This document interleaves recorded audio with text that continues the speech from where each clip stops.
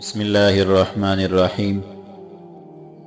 اس کے بعد کہتے ہیں کہ معاہدین یہ سن کر رومیوں کا لباس پہنا اور رومیوں سے آنکھ بچا کے حضرت عبیدہ بن جراح رضی اللہ عنہ کی طرف چل کھڑا ہوا۔ یہ برابر چلنے میں کوشش کر رہا تھا، آرام و تکلیف کی اسے مطلق خبر نہ تھی، رات دن چلنے سے کام تھا، حتیٰ کہ حلب میں وہ حضرت عبیدہ بن جراح رضی اللہ عنہ کے لشکر میں پہنچا اور سیدنا حضرت ابو عبیدہ بن جراح رضی اللہ عنہ کے خیمے کا رخ کر کے آپ کے سامنے آ کھڑا ہوا۔ چلنے اور مسافت قطع کرنے سے یہ اس قدر چکنا چور ہو گیا تھا کہ وہاں پہنچتے ہی یہ بوکے خچر کی طرح گر پڑا۔ آپ نے یہ دیکھ کر اس کے اوپر پانی کے چیٹنے مارنے کے لیے فرمایا۔ چیٹنے مارنے سے جب اسے ہوش آیا تو آپ نے سمجھا کہ شاید بھوکا ہے۔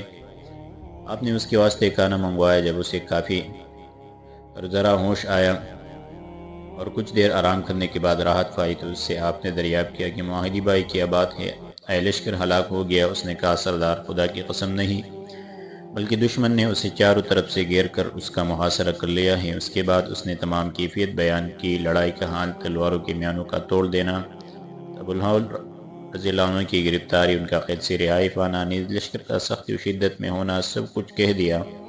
آپ کو سن کر سخت قلق ہوا اور مضطربانہ حالت میں جلدی سے کھڑے ہو کر حضرت خالد بن ولید کے خیمے میں تشریف لے گئے۔ آپ اس وقت اپنی ذرا درست کر رہے تھے۔ حضرت عبیدہ بن جراح کو اپنے پاس آتا دیکھ کر فوراً کھڑے ہو گئے، سلام کیا، تعظیم بجا لائے، مرحبا کہا اور دریافت کیا، ایھا الامیر، خیر تو ہے؟ کیسے قدم رنجا فرمایا۔ حضرت عبیدہ بن جراح نے ان کا ہاتھ پکڑا اور انہیں اپنے قیامگاہ میں لے آئے۔ معاہدی سے فرمایا کہ جو کچھ تو نے وہاں دیکھا ہے بیان کر۔ معاہدی نے حضرت خالد بن ولید کے سامنے پھر تمام ماجرا دہرایا۔ آپ نے سن کر فرمایا، اللہ پاک سبحانہ وتعالی نے مدد فرمائی، تائید و نصرت کی اور ذلیل و رسوا نہیں کیا۔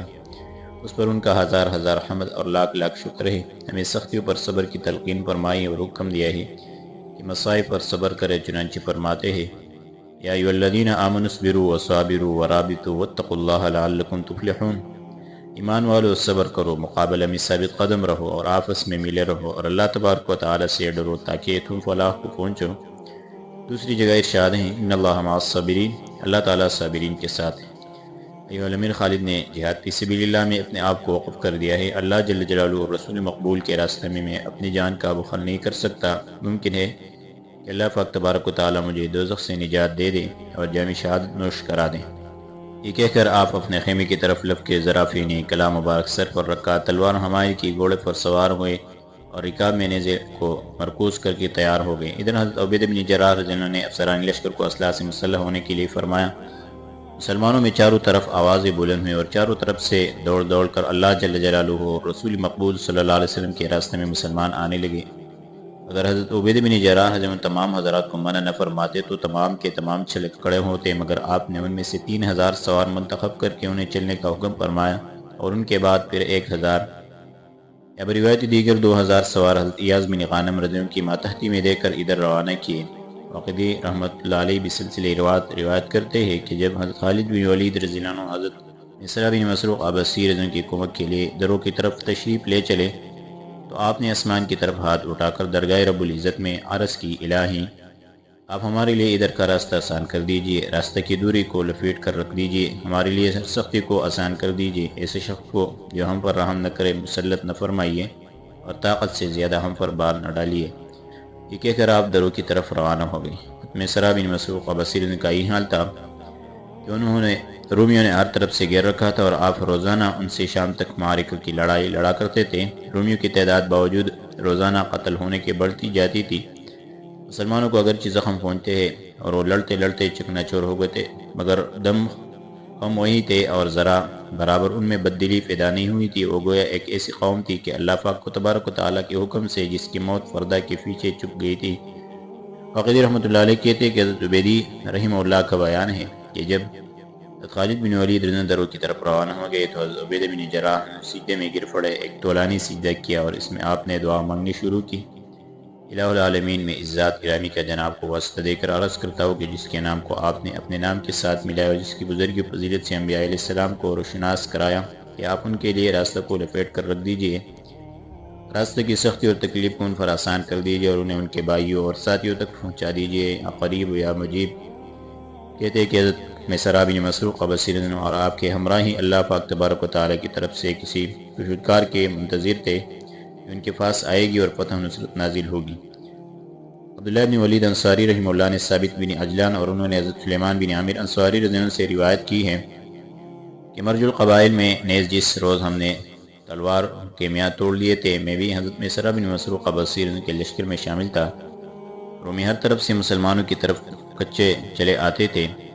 ہم روزانہ صبح کو لڑتے تھے اور شام کو آرام و راحت حاصل کرتے تھے۔ ایک روز لڑائی کے لیے رومیوں کی طرف سے ایک سردار نکلا جو 2 زرہ پہن رہا تھا، دونوں بازو پر 2 لوہے کے جو شن پہن رکھے تھے، سر پر ایک خود لگا رکھتا تھا جو سونے کی طرح چمک رہا تھا، اس پر جواہر کی ایک سلیب لگی ہوئی تھی اور ہاتھ میں لوہے کا ایک عمود تھا جو اونٹ کے فاؤ کی طرح کا معلوم ہوتا تھا۔ اس نے میدان میں آ کر دونوں صفوں کے مابین گھوڑے کو ایک چکر دیا اور حلم مبارز کا نعرہ لگا کر جنگ کے لیے حریف کو طلب کرنے لگا۔ یہ ان 3 سرداروں میں سے ایک سردار تھا جنہیں ملک ہرقل نے 30,000 فوج پر سردار بنا کر بھیجا تھا۔ یہ برابر گھوڑے کو چکر دے رہا تھا اور اپنی رومی زبان میں بڑبڑاتا جاتا تھا۔ میسرہ بن مسروق بصری نے ترجمان سے دریافت کیا کہ یہ کیا کہتا ہے۔ اس نے کہا یہ اپنی بڑائی بیان کر رہا ہے اور کہتا ہے کہ یہ بہادر اور دلیر لوگ میرے مقابلے کے لیے نکلے۔ آپ نے مسلمانوں کی طرف خطاب کر کے فرمایا، معاشر المسلمین، آپ حضرات میں سے کون شخص اس کے مقابلے کے لیے نکلے گا اور اس کی شرارت کا سدباب کر کے اس کون سا بہادر موت کی گھاٹ اتارے گا؟ یہ سن کر قبیلہ نخع میں سے ایک شخص آگے بڑھا۔ چونکہ یہ شخص رومیوں کی زرہ اور ان کا لباس پہن رہا تھا، اس لیے ہم نے انہیں جاتا دیکھ کر یہ گمان کیا کہ وہ نصرانی ہے جس نے اسلام قبول کر لیا ہے اور اب اس رومی سردار سے لڑنے کے لیے نکلا ہے۔ جب وہ اس سردار کے پاس پہنچا تو سردار اپنی رومی زبان میں گفتگو کرنے لگا اور یہ سمجھا کہ یہ میری بات سمجھ رہا ہے، مگر جب اس نے قرینہ اور قیاس سے یہ معلوم کیا یہ میرا کلام نہیں سمجھتا ہے تو اس نے ان کے اوپر ایک حملہ کر دیا اور اپنا عمود زور سے اس پر دے مارا۔ نقی سنبھلا، پیچھے کو ہٹا اور وار خالی کر دیا، مگر عمود گھوڑے کے سر پر پڑا اور گھوڑا چک کر زمین پر آ رہا۔ نقی جس بھر کر اپنے پیروں پر کڑا ہوں اور چاہا کہ تلوار لے کر اس کی طرف بڑھوں، مگر میسرہ بن مسروق بصری نے اس پر رحم کا کے اسے آواز دی اور کہا، نقی بھائی، بس تم واپس چلے آؤ اور اپنی جان کو مال ہلاکت میں نہ ڈالو۔ نقی سنتے ہی پیچھے لوٹا، مگر رومی سردار نے اس کا تعاقب کیا اور چاہا کہ اس کے پاس پہنچ کے اس کا کام تمام کر دو، چونکہ نقی پیدل تھا اور یہ گھوڑے پر سوار۔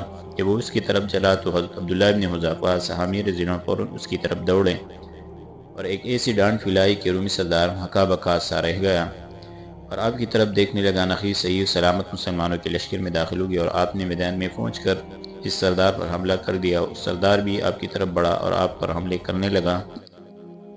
دونوں ایک دوسرے پر حملے کر رہے تھے اور گھوڑے کو ڈانٹنے جاتے تھے۔ آپ کا وار اس کے بدن پر کثرت اسلحہ اور سامان کی وجہ سے کوئی اثر نہیں کرتا تھا اور اس کا حملہ آپ برابر اپنی ڈال پر روک رہے تھے۔ دونوں حریف جان توڑ کوشش کر رہے تھے اور چاہتے تھے کہ میں اپنے مقابل کو موت کی گھاٹ اتار دوں، حتیٰ کہ عمود کے بوجھ سے رومی کے باز سست پڑ گئے، مگر لڑائی طول کھینچ رہی تھی اور دونوں کے حملے برابر جاری تھے۔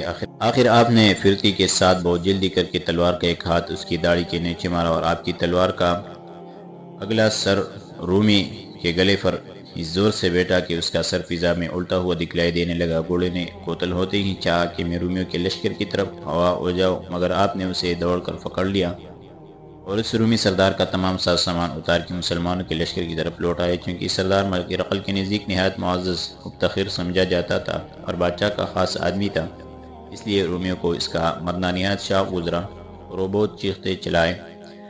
کہتے ہیں کہ اس سردار کے قتل کے بعد دوسرے سردار نے میدان میں آنے کا ارادہ کیا اور کہا کہ مجھے اس کا بدلہ لینا ضروری ہے۔ اب میں میدان میں پہنچ کر اس کے قاتل کو گرفتار کر کے ہرقل کے پاس لے جاؤں گا اور اس سے کہوں گا کہ تیرے مصائب کا یہی قاتل ہے، اب جو کچھ تیرے دل میں آئے تو اس کے ساتھ سلوک کر۔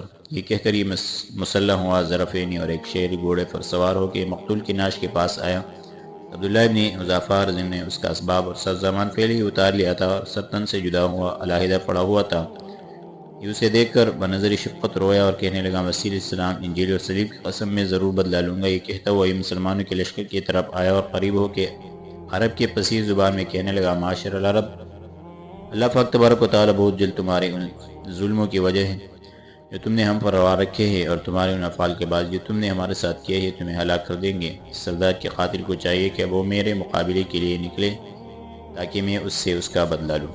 عبداللہ بن حذافہ سامر نے جب یہ سنا تو اس کے مقابلے میں جانے کا ارادہ کیا، مگر میسرہ بن مسروق بصیر نے ان کے آرام کرنے کی وجہ سے انہیں اس کے مقابلے میں جانے کے لیے منع کر دیا، کیونکہ وہ اس سردار کے مقابلے میں بہت کافی تک چکے تھے اور خود اس کے مقابلے میں جانے کا ارادہ کیا۔